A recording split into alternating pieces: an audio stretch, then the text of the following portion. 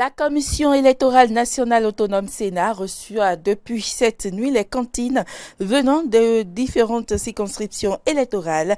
Vous suivrez le président de l'institution dans un instant. Le ministre de l'Intérieur Saka Lafia était dans la soirée de ce dimanche face à la presse. Il est revenu sur les incidents qui ont émaillé le déroulement du scrutin. Et puis en République démocratique du Congo, nous irons à la découverte de la petite perle des Grands Lacs. Il s'agit de lac Idjiwi.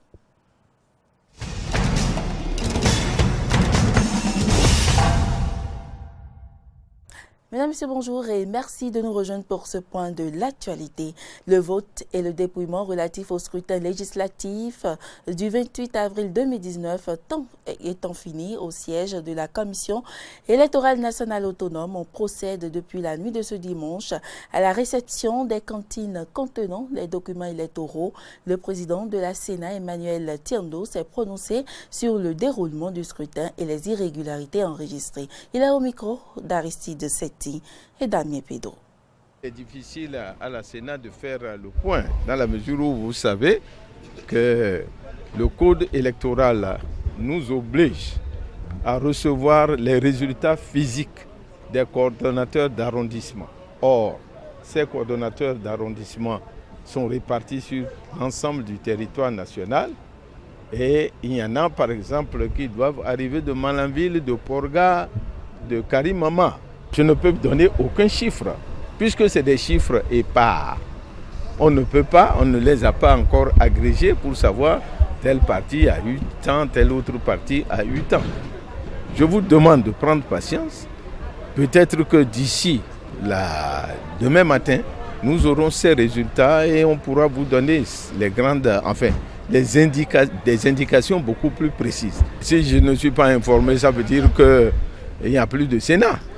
Il n'y a plus de Sénat. Je suis bien informé de ce qui s'est passé dans certaines localités, à savoir des matériels électoraux qui ont été vandalisés, des urnes qui ont été brûlées et des agents électoraux qui ont été molestés. Je dois exprimer ma solidarité et tous les sentiments de compassion de la Sénat à l'égard de ces agents électoraux qui ont énormément souffert pour certains. Et ça, ce n'est pas la première fois que ça arrive dans notre pays. Nous avons connu des situations similaires en 1991 et dans d'autres, et au cours d'autres élections. Mais ce n'est pas une qualité et il faudrait que chacun de nous puisse tirer les conséquences, les leçons de ce qui s'est passé. Que tous les acteurs, parce que ces choses-là ne se produisent pas à partir de rien. S'il n'y a pas eu de vote quelque part, on ne va pas comptabiliser zéro. On ne va pas dire, on ne va pas mettre à la place de 0, 20. Ce n'est pas possible. Puisque si les élections ne se sont pas déroulées, on ne va pas inventer des chiffres concernant ça. Mais au terme de ce qui sera fait, en ce moment, nous allons voir qu'est-ce qu'il y a lieu de faire par rapport aux circonscriptions électorales où le vote n'a pas pu avoir lieu dans des localités bien précises. Parce que dites-vous ceci, quand on dit que dans telle commune, les élections n'ont pas eu lieu, ce n'est pas forcément à l'intérieur de l'ensemble de la commune. C'est peut-être un certain nombre de postes de vote qui ont été saccagés. Peut-être que d'autres postes de vote ne l'ont pas été et les élections se sont déroulées normalement. Pour l'instant, nous ne pouvons absolument pas présager du sort de ces localités. Il faut que les coordonnateurs d'arrondissement nous fassent leur rapport et en ce moment-là, nous saurons quelle est la conduite à tenir. La plateforme des organisations de la société civile du Bénin a animé une salle de situation électorale pour les législatives d'avril 2019. La dite salle a bénéficié des données de monitoring envoyées du terrain. 89 acteurs composés de 765 selon les données reçues du terrain. Voici le point que fait la plateforme à travers une déclaration lue dans la soirée par le pasteur Ogou. Les informations recueillies dans 582 postes de vote suivis par le moniteur indiquent qu'à l'heure légale d'ouverture des postes de vote, 7h00, 67,3% ont démarré les opérations. Dans 64,6% des centres de vote surveillés, les agents de force de sécurité et de l'ordre étaient présents.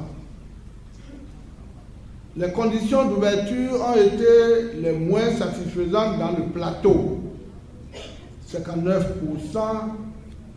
le littoral 63%, le Koufo 67%, à l'exception de nombreux postes qui n'ont pas pu fonctionner au cours de la journée. 2. L'ambiance dans les postes de vote. La plateforme a noté que l'ambiance dans les postes de vote n'a pas évolué par rapport à ce qui a été décrit dans les précédentes déclarations. 3. Le déroulement du vote. À cette étape du processus, on peut affirmer que le taux de participation sera relativement le plus faible depuis l'avènement du renouveau démocratique au Bénin. Il avait été observé à la mi-journée que dans 18% des postes de vote suivis, des électeurs ont fait l'objet de tentatives de pression, d'intimidation, de menaces, de troubles à l'ordre public, de corruption ou de harcèlement des électeurs. Dans 78% des postes de vote suivis, les forces de l'ordre et de sécurité présentes n'ont pas influencé la liberté de vote. 4. Incident majeur du scrutin. Tout au long de la journée, l'ambiance au niveau des postes de vote s'est davantage détériorée au cours de la journée. Ainsi, il a été observé des sorties de divinités locales à Saveur ainsi que des cas de blessés à la suite d'accrochages entre militants des deux partis en lice et ceux de l'opposition. Un décès enregistré à Banté après un accrochage entre population et forces de l'ordre. Un engin blindé incendié à Saveur après un accrochage entre population et forces de l'ordre.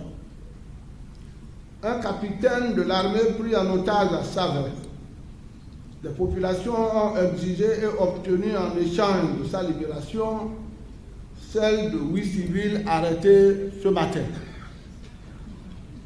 À Parakou, un groupe de jeunes manifestants armés de gourdins, de machettes, de briques et d'armes modernes passe de poste de vote en poste de vote pour disperser et renvoyer les votants et les agents du bureau de vote. Il a été signalé un cas de décès à la suite d'accrochages entre militants des partis. Face à la gravité de la situation, les populations se sont retirées des centres de vote. Dans la commune de Banté, face aux actes de violence perpétrés par des manifestants, les forces de l'ordre et de sécurité se sont retirées des centres de vote. Dans cette situation, les téléphones de tout acteur relais, à savoir les moniteurs de la plateforme, les journalistes, sont confisqués par les meneurs. À Parakou, les individus masqués ont pris d'assaut les 3 arrondissements de la commune en emportant les urnes. Les membres des postes de vote ont pris la fuite. Les moniteurs de la plateforme ont dû enlever leur uniforme pour se confondre dans la foule. Dans certaines localités, Kreux-Kamen, Banikwara, Dassari, Materi, il a été noté des tentatives de fraude, d'achat de conscience, de bourrage d'urnes, d'intimidation, etc. À Parakou, Et dans certaines zones de Porto-Novo, la situation est très tendue à l'heure où nous vous parlons, avec beaucoup d'actes de vandalisme. Et le ministre de l'Intérieur aussi a fait une déclaration suite aux différents incidents qui ont émaillé le scrutin législatif du 28 avril. Pour le ministre Saka Lafia, sur l'ensemble du territoire, les opérations électorales se sont globalement bien déroulées, mais dans le calme et la discipline. Il a noté toutefois quelques incidents qui ont entravé le processus. Par endroits, on l'écoute. Le processus a connu quelques incidents, notamment dans le centre-ville de Parakou, Chaourou, Savé et Glazoué, puis à Banté, Savalou et Manigri, où des individus incontrôlés s'en sont pris au matériel de vote, aux équipements de la police républicaine et à ses hommes, à des biens privés ou à des journalistes. D'autres encore ont entrepris de barrer la route pour perturber, voire bloquer la circulation. Au total, des agents de la police républicaine ont été blessés par des armes de fabrication artisanale, notamment à Savé, et une équipe de presse a été physiquement agressée à Chaourou.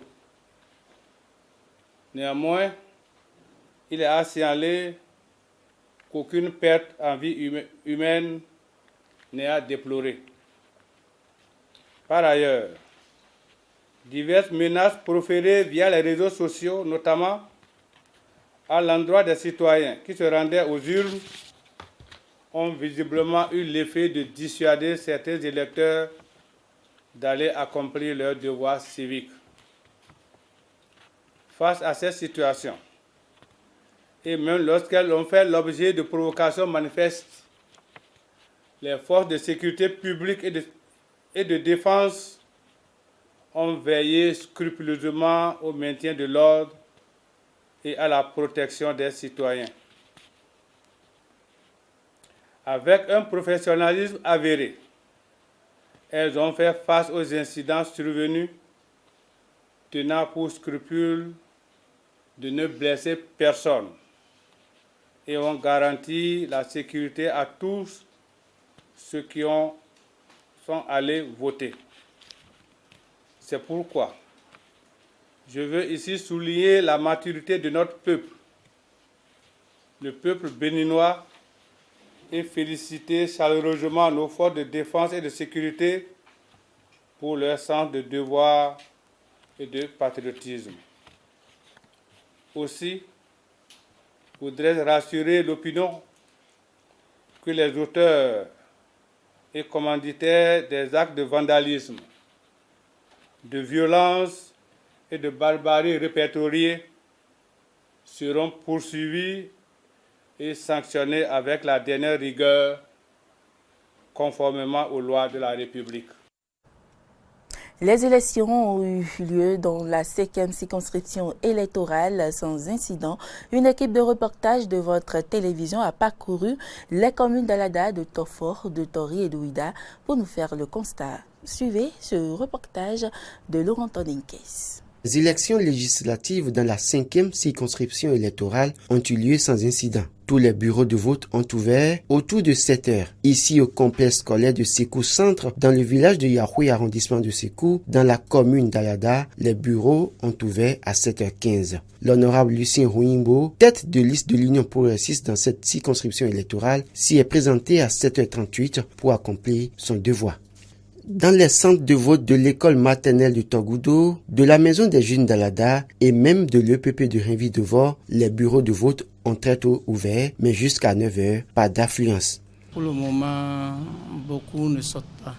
On a à peine moins d'une dizaine d'électeurs qui sont déjà venus. On a ouvert aussi le bureau de vote à 7h15. Direction Tofo, au centre de vote de l'EPP Koli-Agbamé, localité de l'honorable Marcelin Akhanoukan. Ici, pas d'incident, pas d'affluence. L'honorable fait son apparition accompagné de son épouse et leur fille à 10h38 pour accomplir le devoir civique. J'ai un sentiment de fierté pour ma nation. Le Bénin est en train de grandir. Je suis très très content d'accomplir mon devoir de citoyen en participant à ces élections législatives. Pour moi, c'est une fierté. Vous savez, le Bénin avance. Ce jour est une journée mémorable pour le Bénin. À l'EPP de Wanro dans la commune de Toribo-Sito, contrairement aux autres centres de vote, dans cette circonscription électorale, les électeurs sont sortis, signe de leur attachement au candidat Rogatien Akwaku. Avec mes populations de Tori, ils sont en train de faire aussi leur devoir citoyen. Et c'est une impression de gratitude d'abord envers le gouvernement qui a bien organisé et aussi envers mes mandants qui sont sortis massivement dans la commune de Tori pour voter. Dans la commune de Ouida, même constat qu'à Alada et Tofo, pas autant d'affluence. Le candidat Mathieu Adjovi, qui a voté dans la matinée, est serein. En tout cas, moi, je pense que pour le candidat que je suis, pour les couleurs que je défends, c'est l'Union progressiste, je n'ai pas peur. Ouida, ville historique, ville culturelle, ville du Vaudou. Dagbo Khounon, le souverain pontife du Vaudou, n'est pas resté en marge de ce scrutin. Il faut sortir pour aller voter. Donc j'ai rempli cette mission ce matin parce qu'il faut donner le bon exemple. Ainsi s'est déroulé le vote dans la 5e circonscription électorale, notamment dans les communes d'Alada, de Tofor, de Toribo-Sito et de Ouida. Il faut dire que le scrutin a été marqué par une forte abstention et une coupure totale de l'Internet. Écoutons les impressions de quelques personnes rencontrées dans les bureaux de vote. Les populations ne sont pas sorties. Sinon, sur 441, on a eu 20 votants. Maintenant, les 20 votants là, on a eu 4 bulletins nuls. 8 pour Bloc républicain et 8 pour Bloc progressif.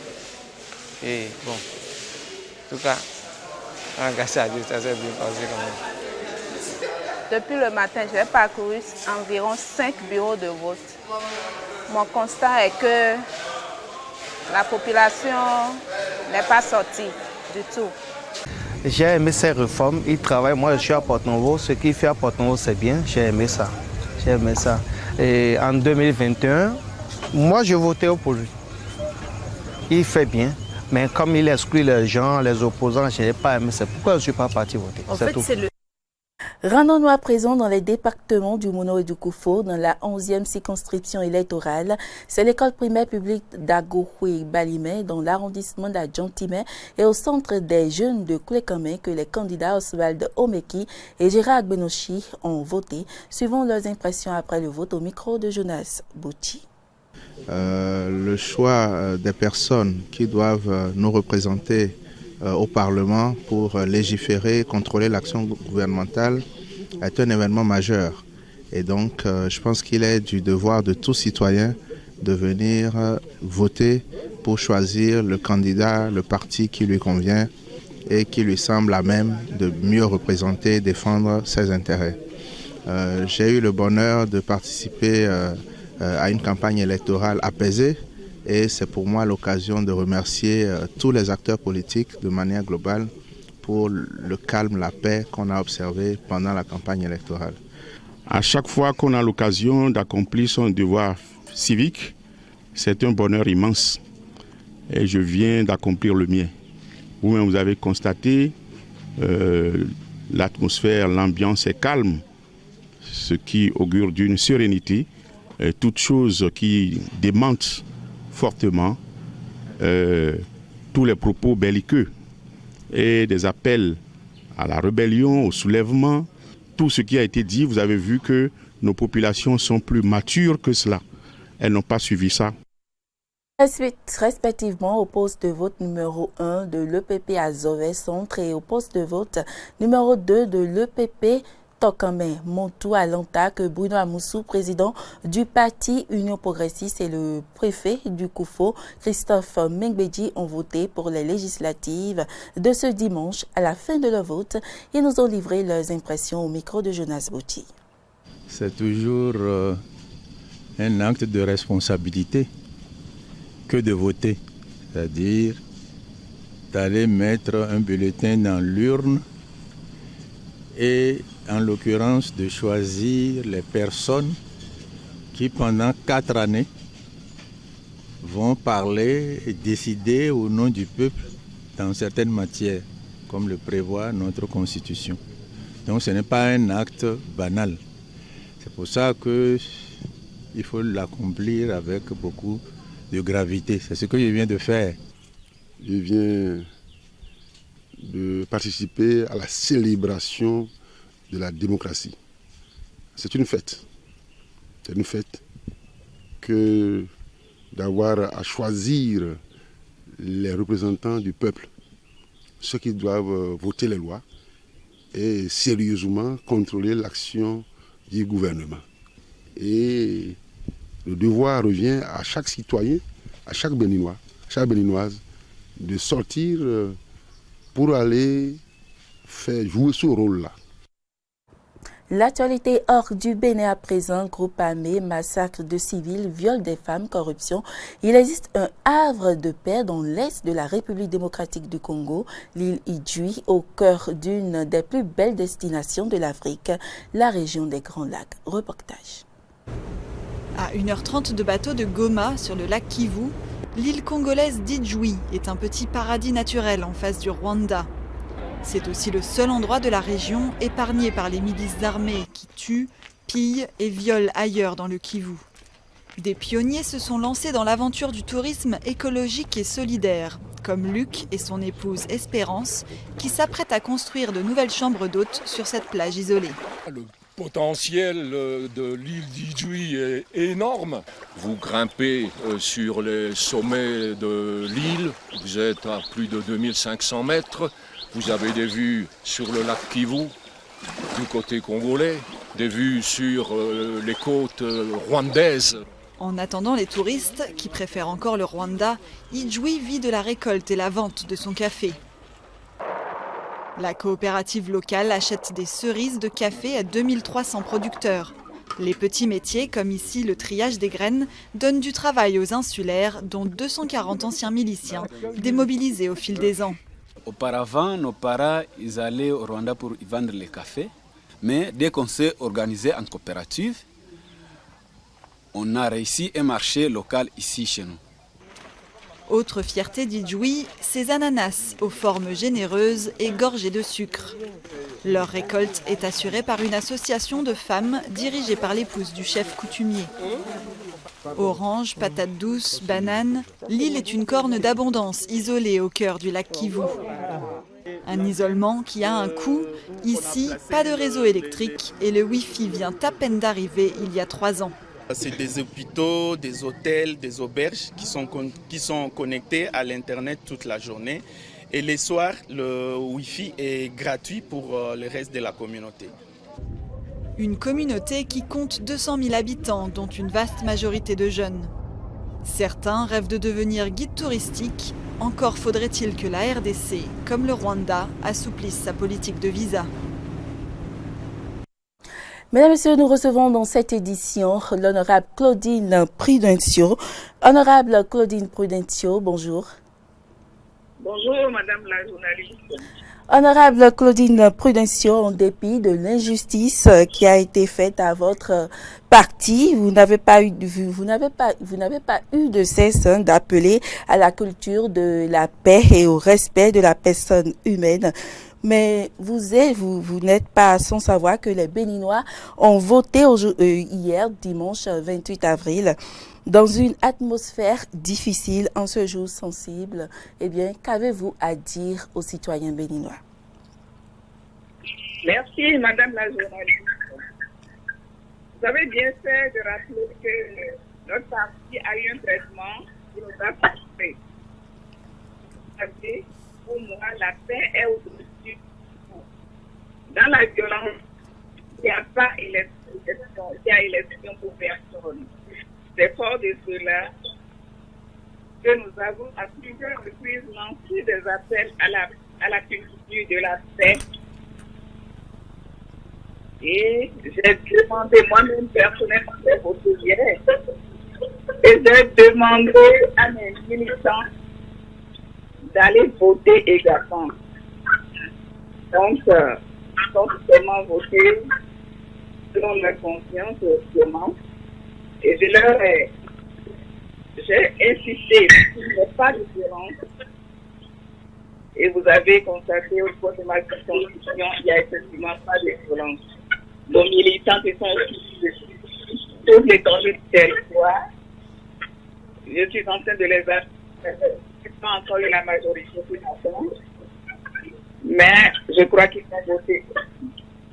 Et j'ai demandé à chacun de se répéter, parce que la violence ne passera jamais par moi. Quiconque se sent provoqué n'a qu'à se souvenir de mon Seigneur Isidore Jésus-là, implorait Dieu avec conviction afin qu'aucun bien de sang ne nous éclabousse et ne nous emporte dans ce fleuve. Donc je leur ai répété à ça de mon Seigneur Jésus-là, et je crois que ils m'ont respecté, je n'ai pas entendu leur nom dans quoi que ce soit jusqu'à ce matin. Honorable Claudine Prudentio, c'est vrai, vous avez appelé vos militants à sortir pour voter, mais on a quand même noté un faible taux de participation à cette élection législative. Qu'en pensez-vous? Oui, mais le problème, je leur ai demandé de sortir, mais je ne suis pas restée avec eux dans leurs circonscriptions respectives, vous voyez, mais ça va de soi parce que certainement, ils ont vu que notre parti a été écarté, donc ils ont fait ce qu'ils voulaient, je ne sais pas. Mais ce que j'ai eu, c'est qu'ils ont voté. Maintenant, ils ont voté, je ne sais pas, c'était un vote secret. Voilà. Merci honorable Claudine Afiavi Prudentio, vous intervenez bien dans cette édition. Mesdames, Messieurs, ce sera tout pour cette édition. Merci pour l'attention et à demain.